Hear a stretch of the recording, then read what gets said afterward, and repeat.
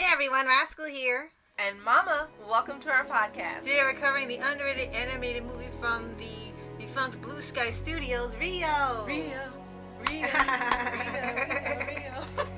you gotta do that every time, right? When Blue, a domesticated macaw from small town Minnesota, meets the fierce Jewel, he takes off on an adventure to Rio de Janeiro with the bird of his dreams and his owner. And before we start, be sure to like, subscribe, and notification with updates on future podcasts and other Paws videos. Absolutely.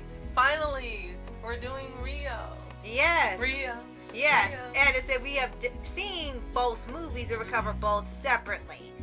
And for this one, we kind of like we've seen both films, but we kind of like the first one a little more than the second way, because the first was always the best, the original. Right. So for here, it does to be a great movie to have for the summer, because at one point when we were watching it and first had it, it was like almost fall and we had to hurry up before it got to the end of summer. It's like, well, we're watching this out of season, right. But we saw it when it was still like the last few days of summer, and we got to experience the wonderfulness and brightness and colorfulness of Rio. And now we're watching it during the summer again. Yes. This is the perfect summer movie. So if you haven't seen it, which you highly doubt, you should give it a try. Yes.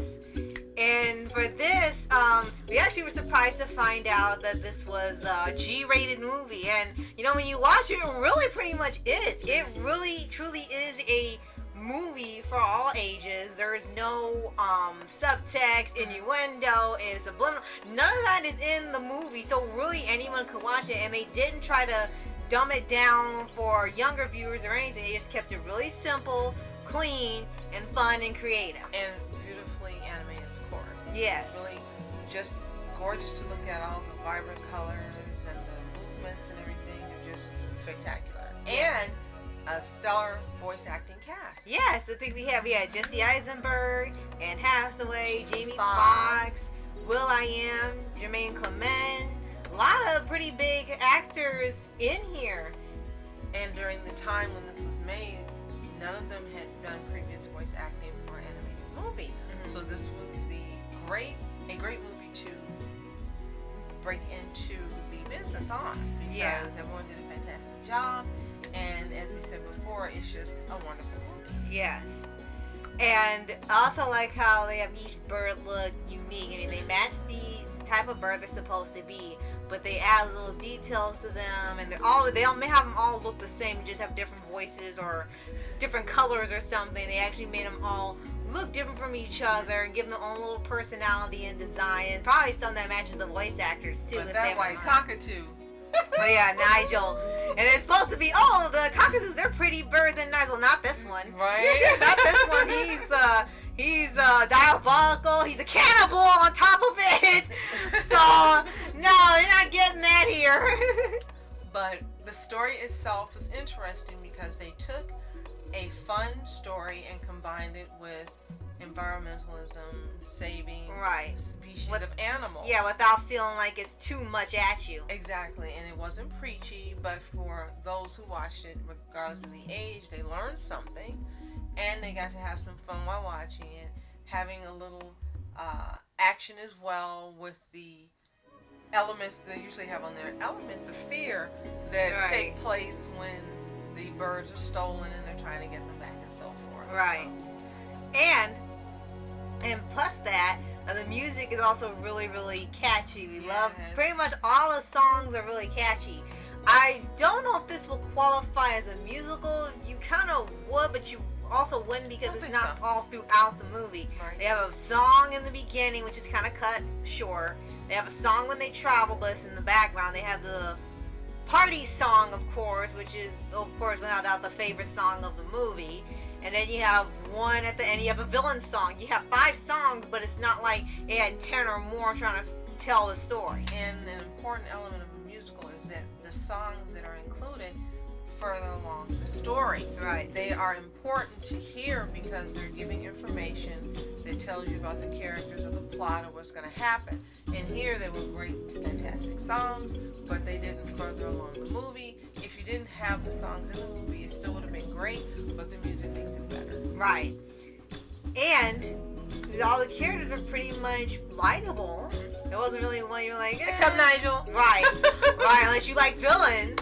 There wasn't really one was like, not so much. Don't like this much. My as the other villain, something. Damien.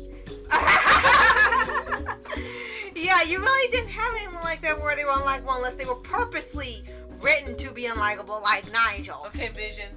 This is Shiggy, the bird Shiggy. Right? That's funny because she mentioned about cockatoos before. So, oh gosh, so like I said, it's a very perfect summer movie. And we know Blue Sky has other films. Unfortunately, they only have like a few from the studio before Disney bought the studio and then decided to shut it down.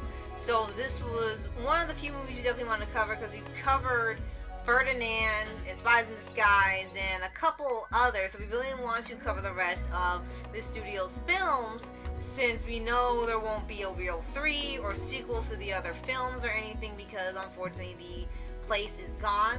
So we really wanted to cover this one because this was one of their best movies. And gratefully we own both of them. So it wasn't a matter of going out and trying to find them or get them before they're no longer available. We own them.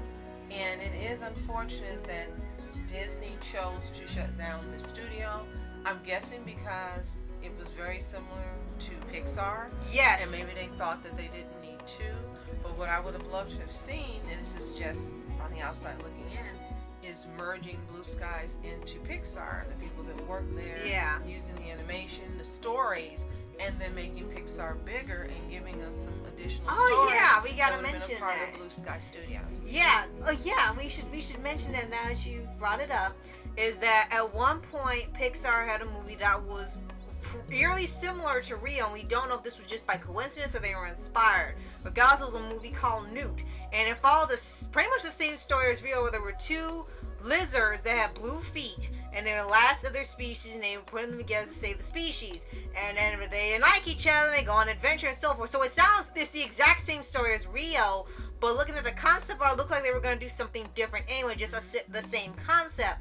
But the studio was concerned that they could get into legal trouble, and because they could be accused of plagiarizing, so they decided to just toss the project altogether to avoid that. Which is unfortunate because you can type in NEWT and Pixar and you'll see these beautiful concept imagery, and the colors were vibrant, and it looks like it was really going to be fun and just something to be visually exciting that you would love to see. Yes. And who knows, maybe they will take that concept now and have Pixar do it. It would be wonderful, especially if the people who came up with the ideas and wrote the scripts and things were part of Pixar. Yeah.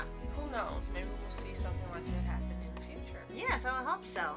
So if you've seen Rio, let us know what you think in the comments below. Is it one of your favorite movies? How do you feel about Blue Sky Studios no longer being in existence? And if you haven't seen Rio, you can still purchase it, as far as we know. Probably check Amazon.